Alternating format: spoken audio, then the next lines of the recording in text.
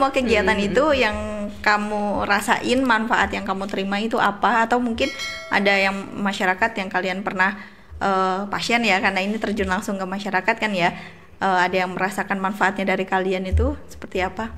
Kalau aku sih, buat aku pribadi, karena banyak ke masyarakat ya, paling utama adalah yang aku rasakan adalah skill komunikasi dan ini sih menjaga emosi. Maksudnya kayak kita sudah berusaha untuk mengevaluasi diri, maksudnya dari materi mungkin yang kita sampaikan udah baik, nyanyinya udah baik, penyampaiannya udah baik, tapi kan kadang orang-orang nerimanya nggak baik gitu loh, kadang ada yang denial, ngeyel dan lain sebagainya. Pasti itu kan sering kita ketemu orang-orang kayak gitu. Jadi kayak kita mengolah emosinya ya, kalau awal-awal sih masih kayak ngerasa apa sih nih orang gitu, tersinggung gitu kan. Tapi lama-kelamaan kayak jadi sadar, oh ya emang ya nggak, kita kan nggak bisa ngontrol emosi orang gitu kan. Jadi yang bisa kita kontrol adalah diri kita sendiri, buat ya nggak apa-apa misalnya nggak diterima, yang penting niat kita baik, udah disampaikan dengan cara yang baik. Entah itu orang ambilnya baik atau enggak, itu ya terserah orangnya gitu loh, terserah orang lain. Jadi kayak ya udah nggak usah diambil pusing aja gitu.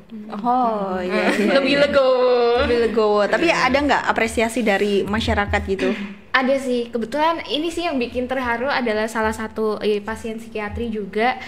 Kebetulan diminta tolong sama konsulen buat follow up ke rumahnya, karena memang pasiennya kurang kooperatif dari pasiennya, karena pasien skizofrenia ya. Jadi dia tuh nggak ngerasa sakit ya, ngerasanya apa yang dia dengar, apa yang dia yakini itu udah paling bener gitu kan. Jadi diminta untuk datang kontrol ke poli tuh nggak mau. Akhirnya kita yang home visit, ya kita ini ya edukasi secara perlahan, maksudnya kayak kita mencoba untuk menyadarkan bahwa apa yang sebenarnya pasien ini rasakan kan nggak nyaman gitu loh. Jadi ayo kita hilangkan rasa nggak nyaman ini gitu. Jadi kayak pendekatan secara halus aja gitu. Dan alhamdulillah ternyata setelah udah pindah stase gitu, tiba-tiba di chat sama keluarganya gitu, kayak mengucapkan terima kasih dan lain sebagainya. Akhirnya pasien ini kondisinya tuh sudah membaik gitu. Soalnya pada saat itu beneran agak ekstrim, maksudnya sampai loncat ke sungai gitu, bawa anaknya loncat ke sungai. Jadi emang keluarganya ngerasa mungkin relieving banget ya. Akhirnya gejala-gejala yang mengganggu pasien ini akhirnya sudah berkurang kayak gitu. Jadi dapat banyak doa juga gitu. Rasanya apa ya, walaupun sebenarnya nggak rasanya aku sendiri nggak beri manfaat yang banyak, tapi ternyata impactnya ke orang lain tuh sebesar itu gitu. Nah itu sih sebenarnya yang apa ya, ada rasa keberhasilan sendiri gitu ya. Kalau dari Nadira apa ya, kalau aku sih lebih sederhana sih Kak, lebih misal ada keluarga yang sakit nih, nah pasti kan kita di WA atau ditanya, Dek ini gimana kalau misalkan sering pusing nih. Jadi lebih manfaatnya adalah lebih ke keluarga atau lingkup kecil aja sih, lingkup kecil. Mungkin kalau misalkan untuk ke pasien dan sebagainya kurang lebih sama sih ceritanya, mungkin kasusnya aja yang beda. Tapi di sini saya lebih ambil kesederhananya aja, impactnya adalah untuk keluarga kita sendiri gitu. Jadi misal banyak sih teman-teman, mungkin teman-teman SD, SMP dan sebagainya kan tahu ya, pasti kayak mungkin ini tahu nih kira-kira apa ya obatnya apa, gitu. Jadi cuman sekedar ditanyain ini misal mataku kayak gini atau mungkin kulitnya kayak gini dan sebagainya. Nah itu bisa sih tanya ke itu, walaupun sebenarnya masih belum stase itu, tapi ya tahu dikit-dikit. Tapi kalau untuk dari lingkupan kecil, lingkupan sekitar kita ya itu memang sudah bermanfaat gitu ya, udah ngasih manfaat banget ya. Apalagi mungkin kalau di keluarga misal bukan dari yang keluarga kesehatan. Maksudnya aku juga tuh Kak. Nggak ada yang sama sekali dokter, belum ada sih. Ada Bude cuman dokter gigi waktu itu. Jadi sama. Nggak ada yang dokter umum. Mungkin dari situ ya. Kecuali kalau misalkan udah lingkupan keluarga semuanya dokter, ya udah itu udah biasa. Beda. Kalau yang lingkupannya masih belum gitu, itu kan pasti ada yang dokter. Udah coba deh tanya ini kayak gitu ya. Gitu. Apalagi cuma keluhan-keluhan ya, cuma pusing, sakit gigi kayak gitu ya. Sakit perut. Iya, benar. Atau kalau lagi dapet gitu, bisanya minum apa sih kayak gitu kan ya. Nyari gitu. Itu sering ada konsulan ya dari temen ya. Sering dapat ya? Ya nggak sering juga sih Kak, ada lah. Iya, ada lah ya. Beberapa aja. Kalau misalkan nanti sering mungkin tunggu saya buka praktek ya. Gitu. Itu beda cerita gitu ya.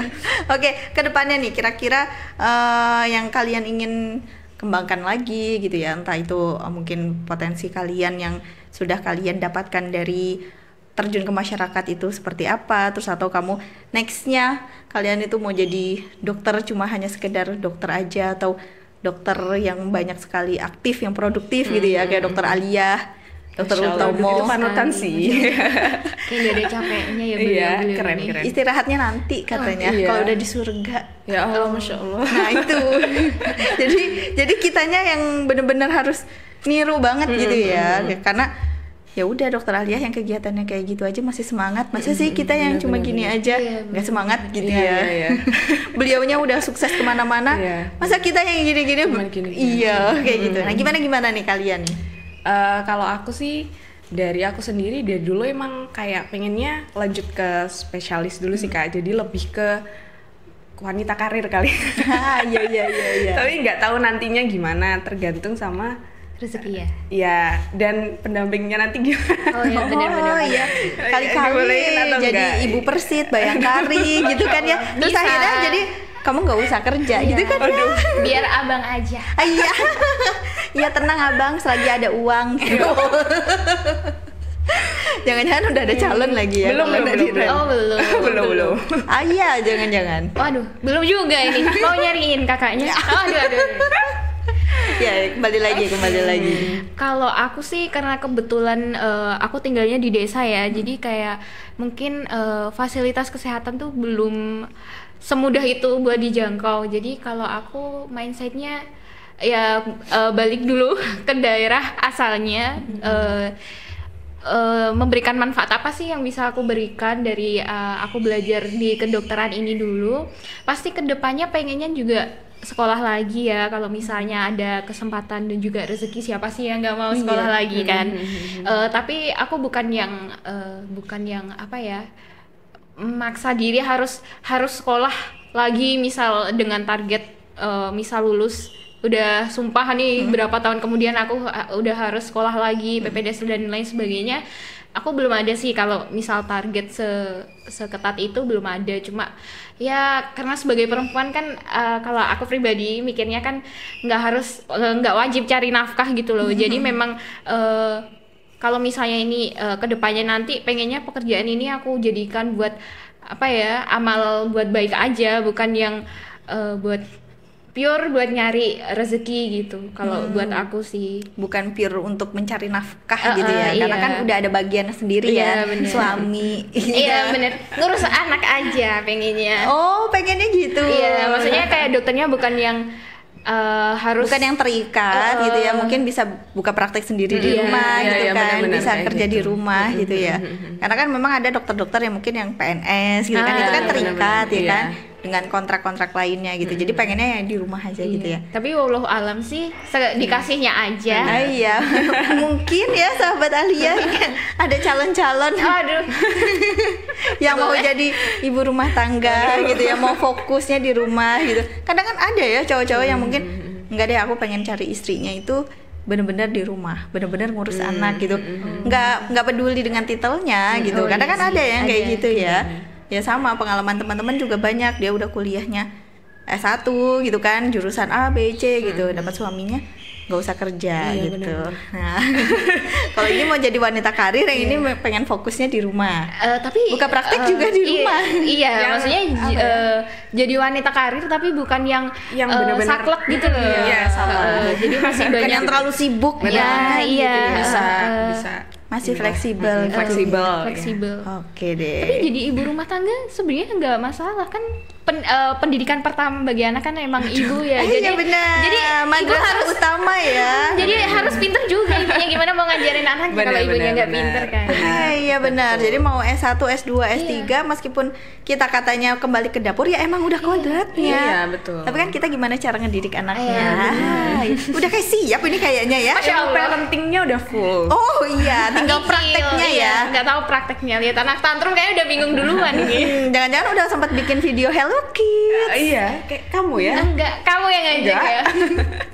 Ini mama kamu. Masih belum ketemu Iya, papa. papanya mana nih?